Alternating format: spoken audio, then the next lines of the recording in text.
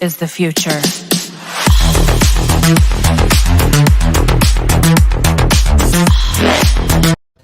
What's up, YouTube and Facebook?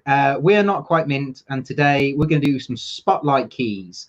So we're doing our keys in isolation, and today we're going to look at Hal Jordan, the Green Lantern. Massive fan, massive personal fan. So should we get into it? Yeah, let's get into it, Tom. Yeah, so as Tom says, we're doing Green Lantern today with focus on obviously Hal Jordan. We'll sort of explain that as we go through. But yeah, we've got most expensive comics coming up. We've got first appearances coming up.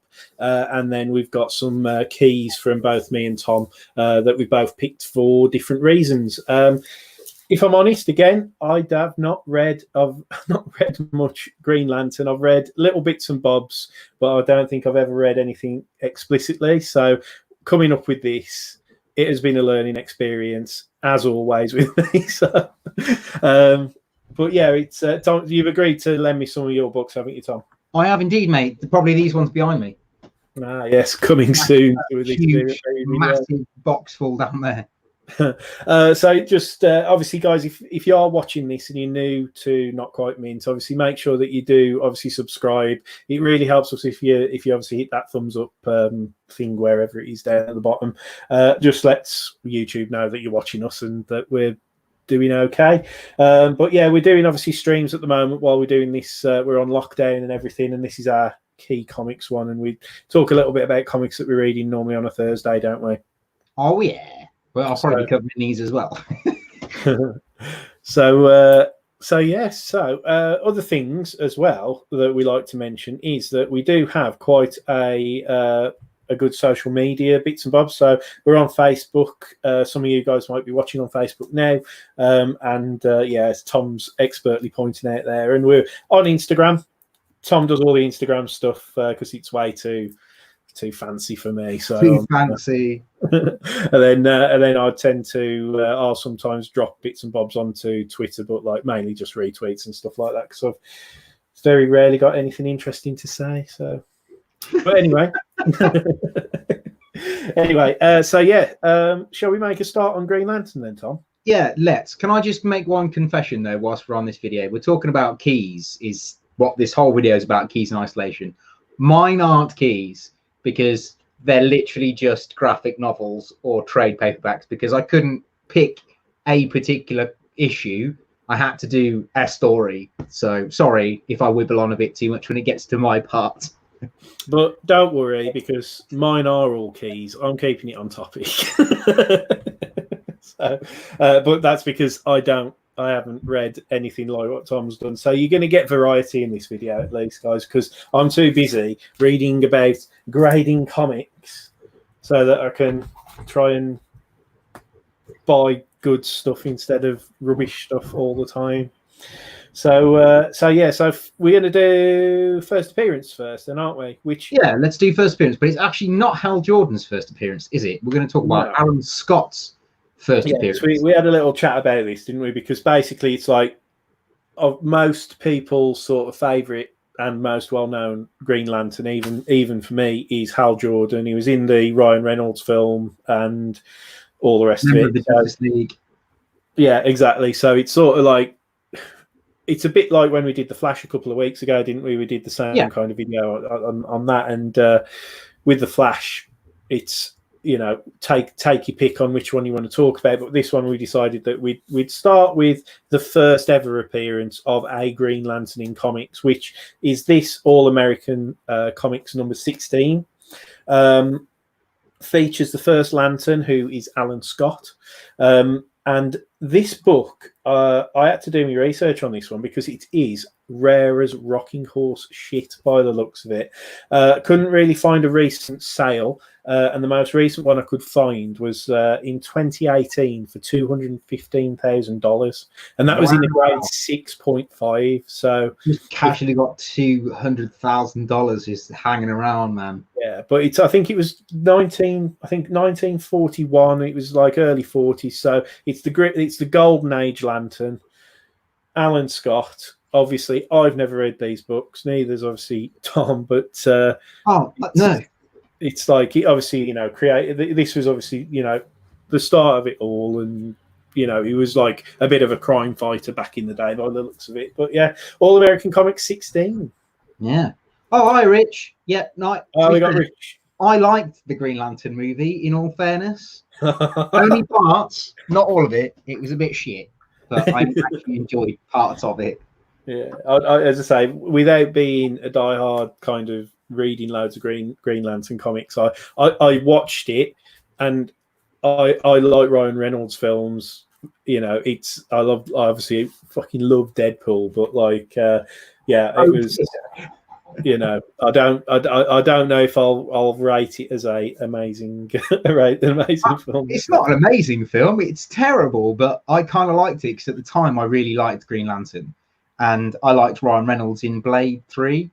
So when he did Green Lantern, I really enjoyed it. And then afterwards, I was like, actually, might not watch it ever again. Yeah, I genuinely, I think I've only ever watched that film once, so it's sort of but yeah, it's, as I say, it's Hal Jordan, which is obviously who we're going to talk about now. Oh yeah.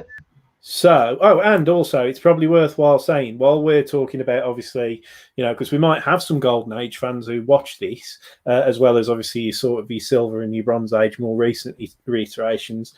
Question is, if you are watching this on replay or now, what is your favourite Green Lantern story arc through the ages? So, because obviously Tom's going to be talking about his in a bit. Do they measure up?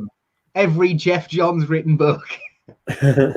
So here we go then, dude. Your one that we're going to start, obviously Hal Jordan in, was. So this is Showcase issue 22. It came out in 1959. So back in the Stone Age, basically. Sorry, anyone that bought it that's watching it. This is his first appearance, old Hal Jordan, as the Green Lantern. He actually receives the ring from a dying alien. So you actually get some of his origin of why and how he becomes Green Lantern. You also get introduced to Carol Ferris, who is essentially his kind of go-to girl that he's after, as it were. But yeah, it's a really good, well-written comic, I think, this one. I actually read this one. I managed to get a copy and read it on my my Kindle. Really enjoyed it. I like these Showcase comics, I have to be honest. I've never read them before because obviously they're as rare as rock and roll shit, and they cost an absolute fortune. So it's not like I'm ever going to read them legitimately. But they all seem to have like 2 or 3 books in there, like 2 or 3 stories, which I think is really good for money. Money well spent, basically. So you get a lot for your money, really. If you're not now, but back in the day, if you'd have bought it for what cover price, you were getting 3 stories for the price of 1, technically. I mean, now you're looking at paying £135,000 for this book in a 9.2 grade, or £3,000 for a raw shit copy. So you're not going to do, you're definitely not getting your bang for your buck if you buy it for $3,000. That's a grander story. Hell yeah. But is it an investment? Because it could be, couldn't it? Yes, I think it would be a if you could find one cheap as chips and then slab it, it's a huge a massive investment. Yeah, I mean, I think they are. There's. I think it's been spoken about for quite a while that there's been in development some kind of a Green Lantern core type of TV show. Or something. Yeah. They want to cover Guy Gardner and Jon Stewart as a main. Oh, that's right, isn't it? Like they were building it through that Crisis on Infinite Earths crossover thing in the Arrowverse thing, weren't they? Yeah. Oh, cool. So that might happen, and then you never know. Things might go a bit mad with the price. I didn't realise that the artwork on this one is done by Jill Kane. Yeah. I had a book, haven't I? Didn't I pick up something last week? Yeah. One of the Flash comics you got is artwork by Jill Kane. Yeah, that's it. I think it was also written by John Broome. I don't know if you've got anything by John Broome. But I think you did some of the Flash stuff we were talking about the other week. Yeah, classic DC stuff, isn't it? So interesting.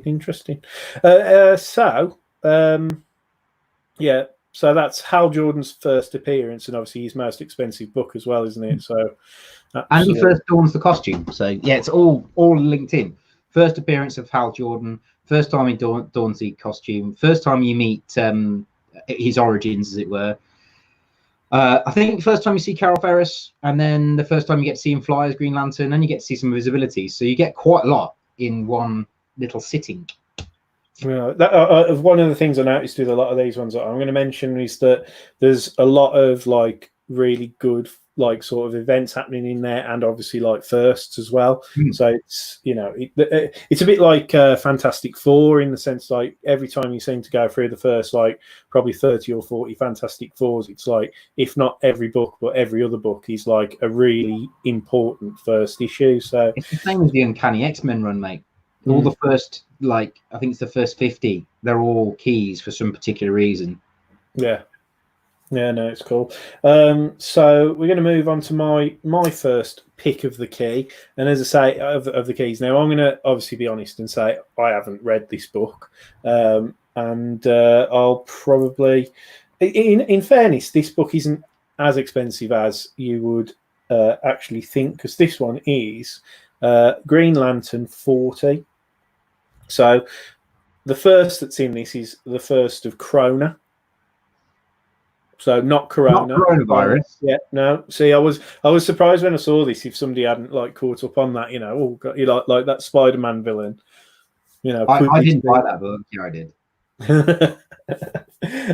And then you've all of the universe, and also you've got the first mention of Infinite Earths as well. So quite a key one, but also obviously it ties back into what we were talking about earlier, where you've got the Golden Age Lantern in Alan Scott, and you've got Silver Age with Hal Jordan, and they have this is like their sort of they have a bit of a fight by the sounds of it. So did like in the first issue we just talked about, in the origin, the Hal Jordan's first appearance, they actually cover the fact that he's vulnerable to yellow. Oh gosh, I'm pretty sure Alan Scott is vulnerable to wood. And this is a quote directly from Big Bang Theory that says if you were to fight both Green Lanterns with a HB pencil, you'd win, because it's lead, it's wood, and it's green, yellow. Sorry, not green. That's pretty cool, actually. Yeah, Well, yeah, I did. Jack, look, I did see. I did see that whole thing with the whole, like, you know, they can't do anything with yellow stuff, and I was just a bit like, oh my God, like anything like a rubber, like I was thinking rubber dinghies, you could beat him up with a rubber duck, all these kinds of things. Just like, it's just a bit, it just made me chuckle. Like you can't there's a bit in his in the first issue where he tries to stop a taxi cab, but obviously taxicabs are yellow, so he can't stop it. That's right, that's in the first issue, isn't it? Yeah, I saw that. It's a really pathetic vulnerability, really. Yeah, but it does get explained. Yeah, surprisingly though, this book, from the research that I've done in terms of recent sales and stuff, isn't as expensive as I thought it would be, because you can pick up a raw for around about the £45 mark for sort of like a mid-grade copy, and then the highest one that has ever sold is in 2016, a 9.6, and that sold for $2,700. So it's obviously a rare book. So I would imagine if a good quality one came up, you know what I mean? That's the best comment ever. Yes, Gray man. That's amazing. Oh, I love it. Gray man, thanks again for coming along, mate. That's awesome, mate. So yeah. We'll do your book, your first one now. So we're going back into. Yeah, sorry, I was going to say, did you want to do all the keys first, and then we'll do the stories? But yeah, let's do it. Go on. Yeah, I was just doing our usual alternate, like so. Which one have I got first? Have you got a preference? No Fear would be the best friend to start. Is that one? Yeah. Yeah, there you go. See, cover like Magic Ross. Yeah. Happy Days. Story by Jeff Johns. Illustrations by Carlos Pancho. This is the first collected edition of the Jeff Johns run. It's just a trade paperback, but basically this is his kind of rebirth, if you like. So Green Lantern's come back from the dead. He's brought this city, this coast city's come back from the dead. They're trying to rebuild it. He's trying to kind of rebuild his self, really, because previously to this comic, in the normal issues, he's been taken over by a parasite. He's killed a load of people. He's killed a load of lanterns. He's kind of fallen from grace. He's gone from being the best Green Lantern to being the worst Green Lantern, to being a renegade, to being absolutely nothing, and then having to rebuild his life, which is kind of what this book's all about. In it, interestingly enough, I don't know if Jeff Johns must have really known what he was doing with Green Lantern straight off the bat with this, because in this book they reference the Blackest Night, but it doesn't actually come to fruition for about 3 years. So he must have known that's what he wanted to do with it. Cool.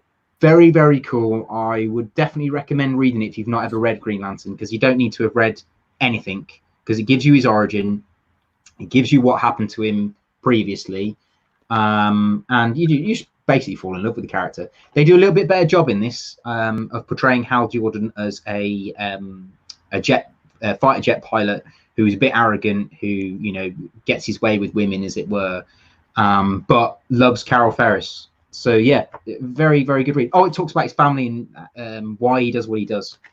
So it sounds a little bit like Flashpoint then, in some respects. Would that in be? A way, yeah. Except for there's that all-encompassing summing up kind of thing. Yeah, it is really good. I mean, I think it's really well written.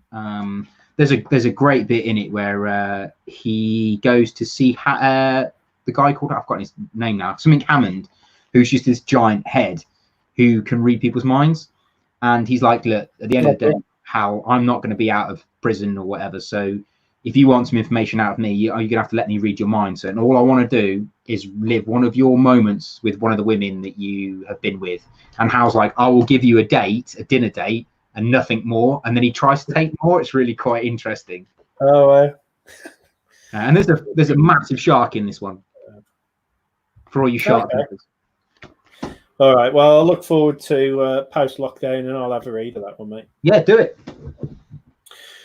So, moving on. Thank you very much, Grey Man. What was that? I knew it was something Hammond. Oh, Hector Hammond. I think Grey Man is our actual official fact checker. I do appreciate it. Oracle, indeed. Yeah. I think he is the Oracle. Do you know what I mean? Just the best. I've not got right. Anyway, Barbara Gordon's outfit. If whatever floats you about, Tom, whatever floats you about, mate. So we are going on with my next choice, which is this one, which I think is Green Lantern 50, which is before this. Yeah, so this is Green Lantern 50. This one goes through, obviously, major things that go on in this one. There's the death of Kilowog and Sinestro. I know who Sinestro is. I would not be a comic book person. I think is Kilowog like the kind of like orangey monstery looking. He's the big pink monster. Looks a bit like the big pink monster. Everyone poozes. I thought. See, I know a little bit. Bit. He's like the Dwayne Johnson of the Green Lantern world. But yeah, so this one again. But the big key issue with this one is that it is the first. It's sort of like where Hal becomes Parallax. Yeah, which is how it then leads into Rebirth after that. Yeah, so he basically, again, not giving too much away, but he does some pretty nasty stuff, doesn't he, as Parallax? And then I think, as you say, in obviously what you've read, what you've just mentioned, he kind of like pays the penance for not being Parallax anymore later on, and that whole redemptive kind of story that he goes through. Also, this one it's the first issue where Kyle Rayner is like brought in as like the next like Lantern. He becomes Ion.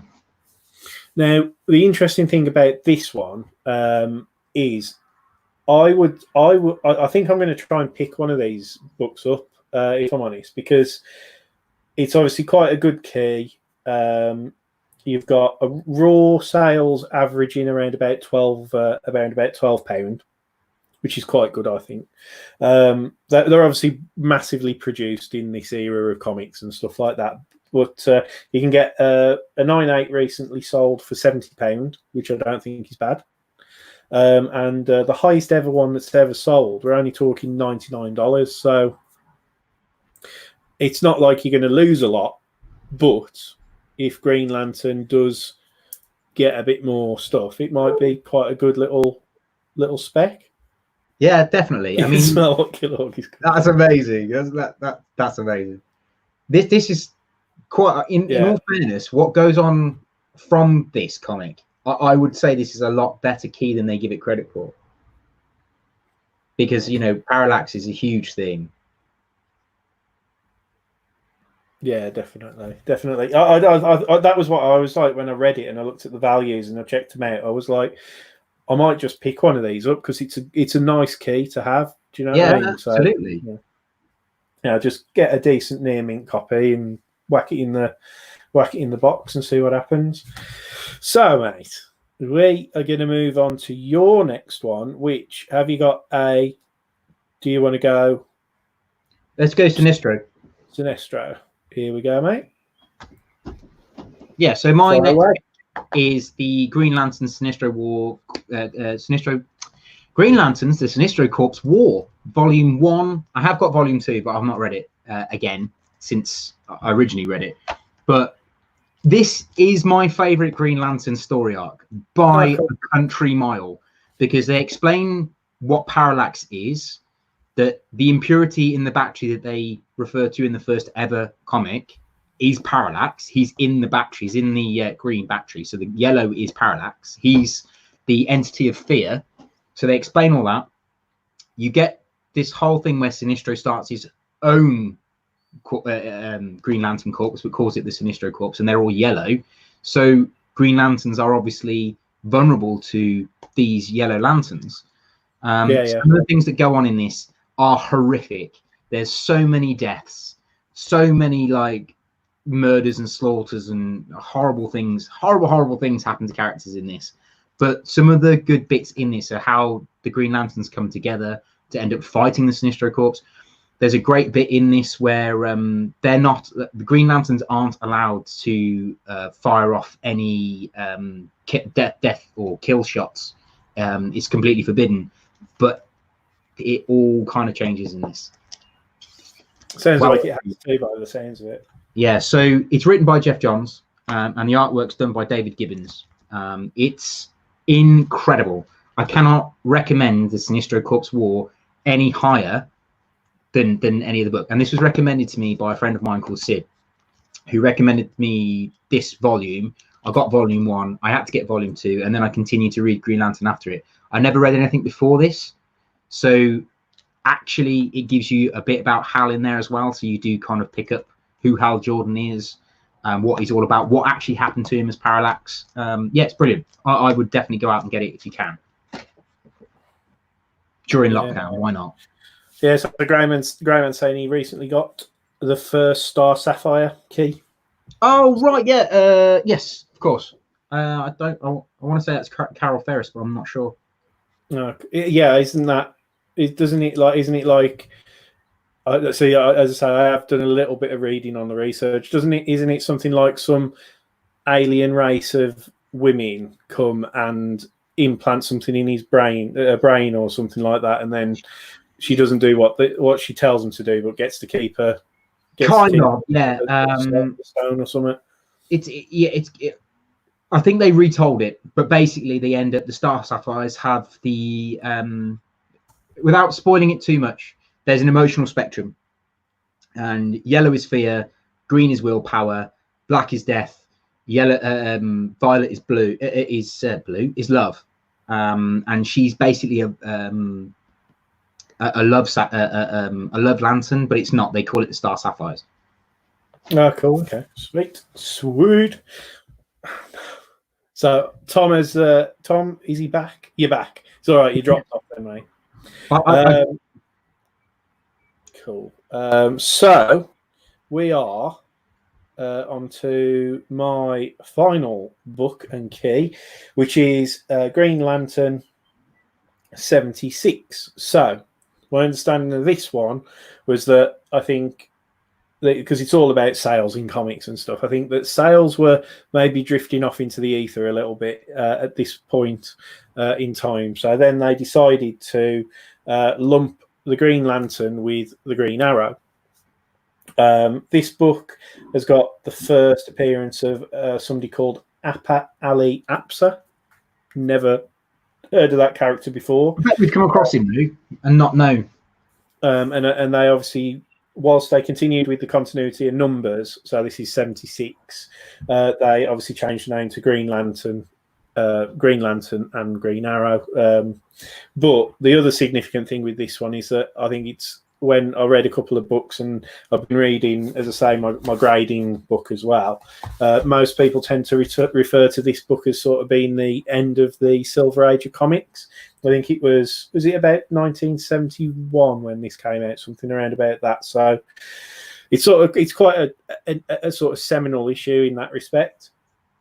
Value wise, raw one's going to average out at about 150, 160 quid there or thereabouts for sort of, as I say, mid grade as well. But a graded one, your mid grades are going to be about 500 quid, and then the highest one that's ever sold was 9.6 in 2018 for $12,000. So it's a pretty decent book, really. Is this because this is where the Green Lantern Green Arrow bromance started? Yeah, it's going to be like, yeah, but there's like quite a lot of issues where it's Green Lantern Green Arrow, and yeah, there's a lot of crossover there. I think it's like there was the way that I've read the article, it was almost as if they'd the style of story that they would tell with the Green Lantern was getting a little bit tired, so they wanted to bring in another character to add like a little bit more dynamic. So yeah, you have this kind of like team up with the Green Lantern, the Green Arrow, and you have this sort of end of the Silver Age moving into the Bronze Age. I think there's an issue not long after this one, which I was going to talk about as another key, and it was basically where one of the first issues where they started dealing with, I think it was Green Arrow's sidekick had like a heroin addiction or something like that. Yeah, so Arsenal. So it's one of those like kind of issues and the start of a change in the way that comics were being portrayed, because there's a whole thing with like the comic code and all that type of stuff. They went on an Earth road cruise to discover America. They've got one of the best bromances in the comic industry, I believe. Yeah. Thank you for the heads up on the Predator, GL, Grey Man. I've read that one. Yeah, the Predator's pretty cool. I like all the entities. They're pretty cool idea anyway. And hello to my mom. I completely missed that one. Mega awesome. So we've just got one book left to talk about, haven't we, Tom? We do, and it actually is I think it is relatively the end of the Jeff Johns run of on Green Lantern, where he actually does the Blackest Night, where you get to basically see all of the Spectrums kicking each other's asses, trying to hold back death. So yeah, it's pretty cool because they bring back so many characters that have been dead for a long time. And they also, anybody that gets killed during it end up becoming a Black Lantern. So it's really quite dark. At one point in this, they offer a Green Lantern ring to Batman, which is fucking cool. And also something else happens in this with Batman and Sinestro, which you don't see coming, but it happens, and it's like, oh my god, I can't believe they've done that with those two characters.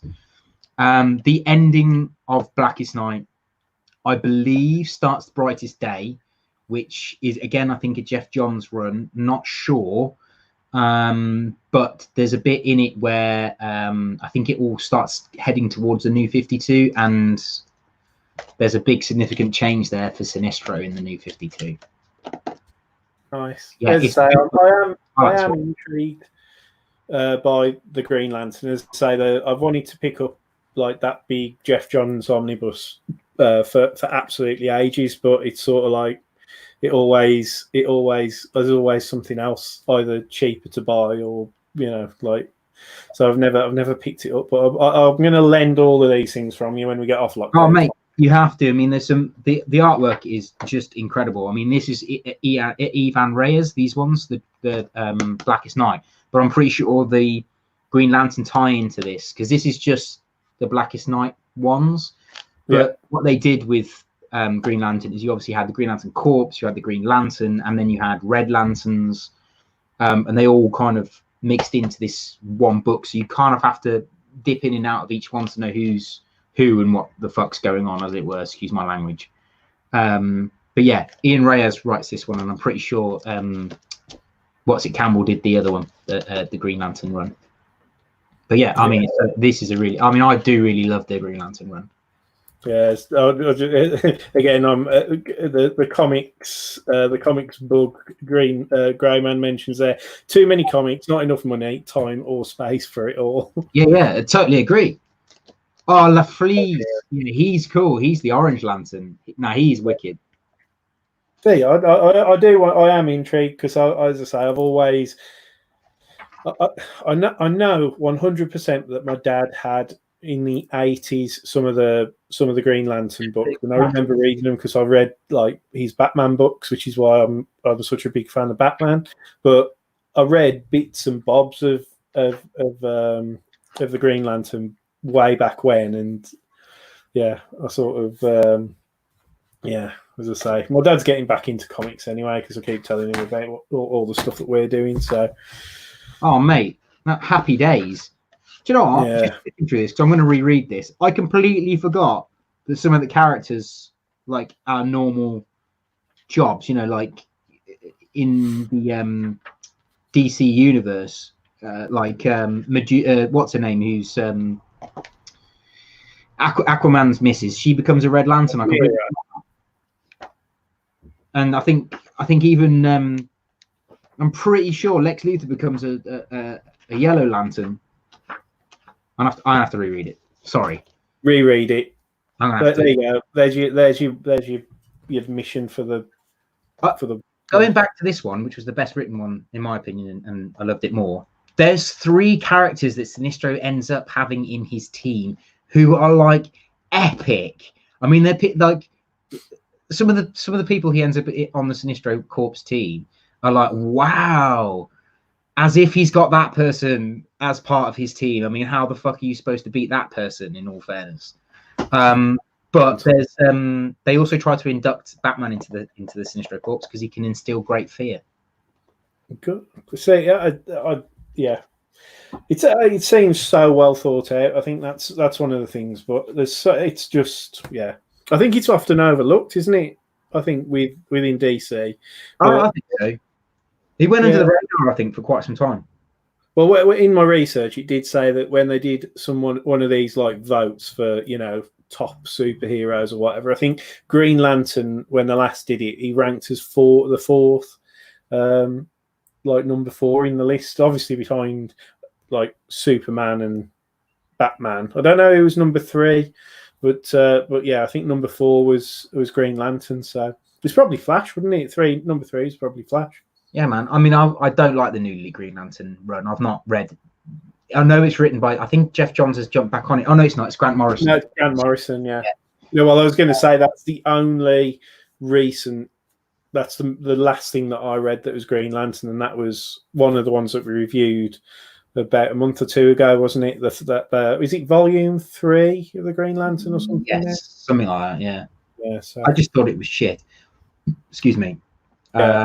But I have picked up Far Sector, and I will talk about that on Thursday. Awesome. Yeah. So that's all the books we're going to talk about, isn't it? So we will be back on Thursday, where we're going to be talking about. I'm going to try and read something by Thursday. I'm going to try and pull myself away from buying stuff on eBay and researching about grading, and I'm going to try and read it. And if I do, I've got loads of stuff on the reading pile that I need to get into. So, but yeah, I'll show people what I've been buying again, and happy days. Same time on Thursday. So, with that, make sure that you are subscribed if you are new to the channel. Obviously, give us a thumbs up. Comment down below, as I have said, let us know what your favourite Green Lantern story is as well. We always like to interact in the comments. And also, obviously, down in that all the way bottom corner, we're on Facebook, Instagram, we're on Twitter. Search Not Quite Mint. Follow us over there because we're doing obviously regular updates on there as well. So with that, I'm going to say take care. Thank you very much for everybody who's dropped in the stream, especially Greyman for his ever useful, amazing wealth of knowledge. Do go and check out his channel as well. Very much worth watching his blogs that he does every day. And that's it from me. Yeah. And I'm going to say stay home, stay safe, read loads of comics, and above all else, see you.